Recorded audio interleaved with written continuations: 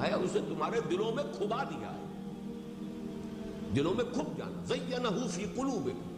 تو صحابہ کرام کی یہ کیفیت ہے۔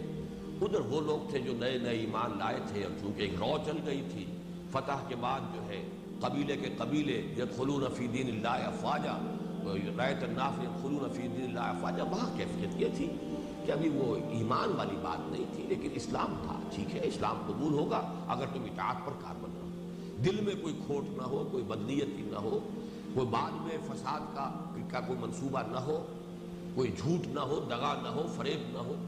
اگر خلوع قلب کے ساتھ یعنی خلوص قلب کے ساتھ ہو تو ایمان ہو گیا۔ اگر خلوع قلب کے ساتھ بھی ہے کہ قلب میں تو خلا ہے، نہ کوئی بدنیتی ہے نہ یقین ہے، لیکن عمل میں اطاعت موجود ہے، تب بھی تمہارے ساتھ یہ رعایت کی گئی وَإِن تُطِيعُوا اللَّهَ وَرَسُولَهُ لَا يَلِدْكُم مِّنْ أَعْمَالِكُمْ شَيْئًا إِنَّ اللَّهَ غَفُورٌ رَحِيمٌ، اس لیے کہ اللہ غفور الرحیم ہے۔ اللہ کی ان دو صفات کا حوالہ سورہ حجرات میں، اسی لیے اس بات کو میں نے بڑی تفصیل سے واضح کیا ہے۔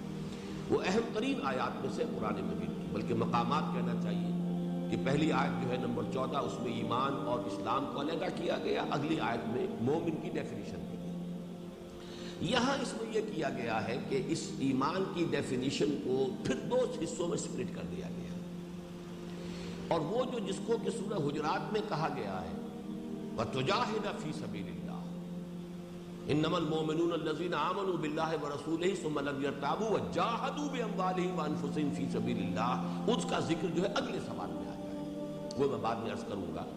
لیکن یہاں اصل میں صرف سپلٹ کیا گیا ہے ایمان اور اسلام کو، کہ ایمان جو ہے وہ ہے یقین، ان تؤمن باللہ وملائکتہ وکتبہ ورسلہ، کہ تم ایمان رکھو، یقین رکھو وثوق کے ساتھ، اعتماد کے ساتھ اللہ پر اور اس کے فرشتوں پر اور اس کی کتابوں پر اور اس کے رسولوں پر اور یوم آخر پر، وتؤمن بالقدر خیرہ وشرہ، اور یہ کہ تم یقین رکھو قدر پر، اس کے خیر پر بھی اس کے شر پر۔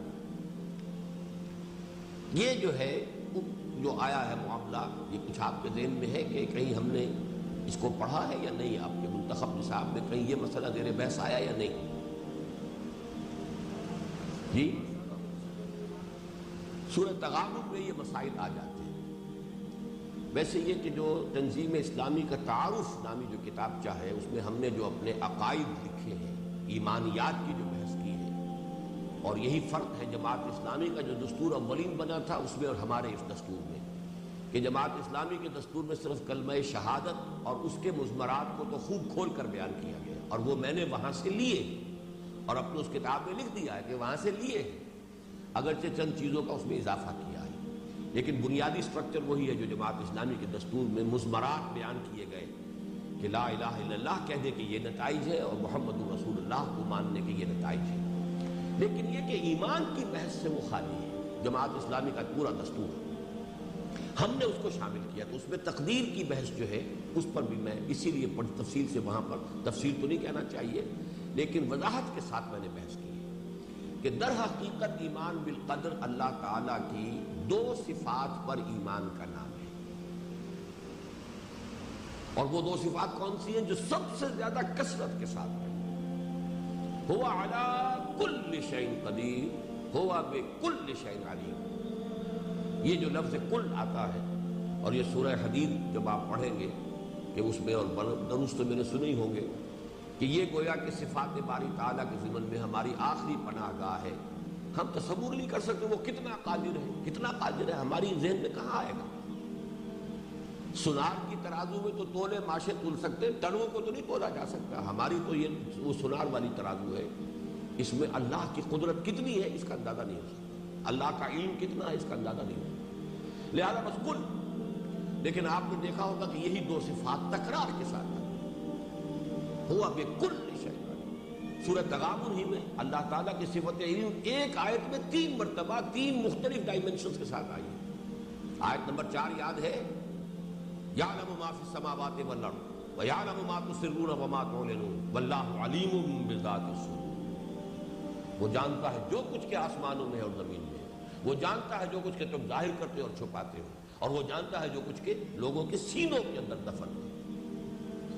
اور اس تیسری بات میں پتہ نہیں آپ کو یاد ہے کہ نہیں کہ میں نے اس کی وضاحت کی ہے کہ بہت عرصے تک یہ مجھ پر نہیں کھلی تھی اور بہت سے لوگوں پر نہیں کھلی ہے کہ تیسری بات سے مراد کیا ہے۔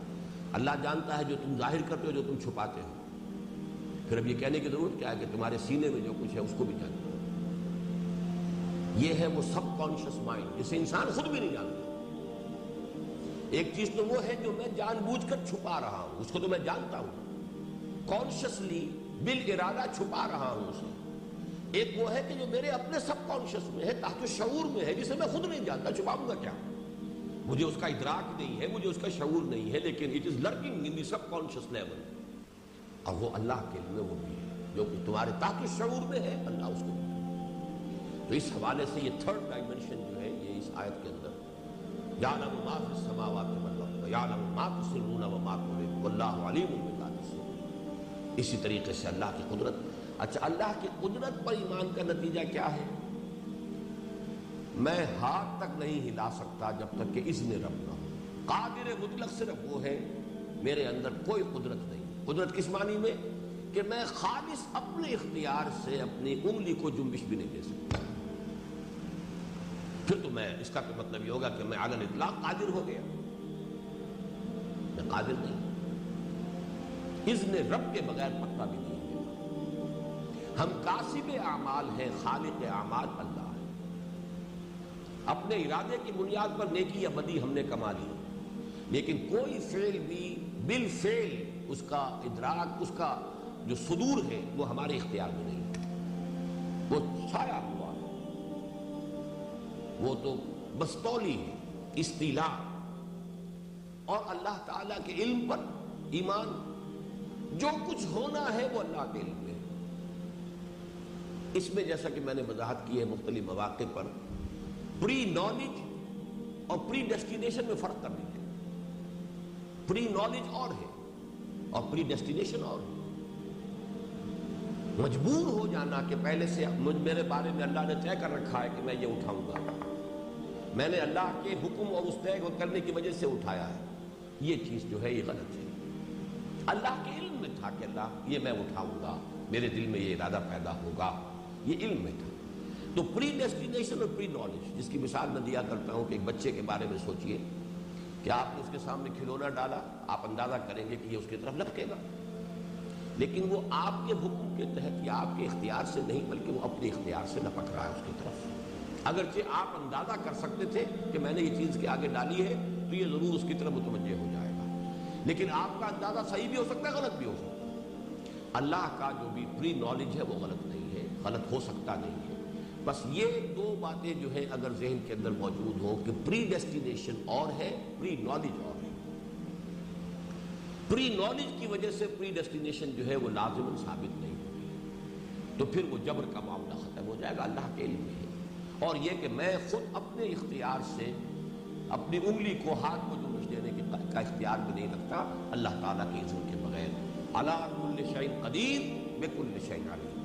ان دونوں چیزوں کو جان لیجئے. باقی تقدیر کے مسئلے میں بحث کرنے سے حضور صلی اللہ علیہ وسلم نے بڑی سختی کے ساتھ منع کر دیا. ایک مرتبہ تو آپ کے چہرے پر بہت ہی ناراضگی کے اور یعنی غضب کے آثار ظاہر ہو گئے تھے کہ کیا میں ان کاموں کے لیے بھیجا گیا ہوں جن باتوں کے بارے میں تم نے بحثیں شروع کر دی. اور بدقسمتی سے کچھ ہی عرصے کے بعد مسلمانوں میں یہی بحثیں پھر شروع ہو گئی.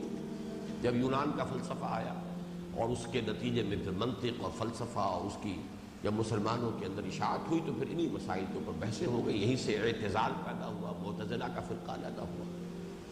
بہرحال ایمان یہ ہے ان تؤمن باللہ وملائکتہ وکتبہ ورسلہ والیوم الآخر والقدر خیرہ وشرہ. مراد کیا ہے؟ جو شے بھی آ رہی ہے، ما اصاب من مصیبت الا باذن اللہ، کو بھلی آئی ہے یا بری آئی ہے، اور یہ بھلا برا ہونا بھی ہمارے اعتبار سے، ہمیں وہ اچھا لگا یا برا لگا. ہم نہیں طے کر سکتے کہ وہ واقعتاً اچھا ہے یا برا ہے. ہمارا احساس یہ ہے کہ یہ چیز جو مجھے ملی، دولت مل گئی، ہم خوش ہیں. کوئی سودا تھا، اس کے اندر بڑا نفع ہو گیا، خوشی ہے. کیا پتہ اس کے پیچھے کون سی مصیبت چلی آ رہی ہے. آج جو مجھے اس کا جو نفع حاصل ہو گیا ہے اس سے میرے طرز عمل میں پتہ نہیں کون سی غلطی ہو جائے، میرے اولاد میں پتہ نہیں کون سی برائی کے بیج آج اس نفع کی وجہ سے پڑ جائے. سو باتیں ہمیں نہیں معلوم. لیکن یہ کہ بہرحال جو بھی ہے، چاہے ہمیں کوئی خوشگوار چیز لگے، چاہے کوئی ناگوار ہو، کوئی ہمارے لیے باعث افسوس و رنج ہو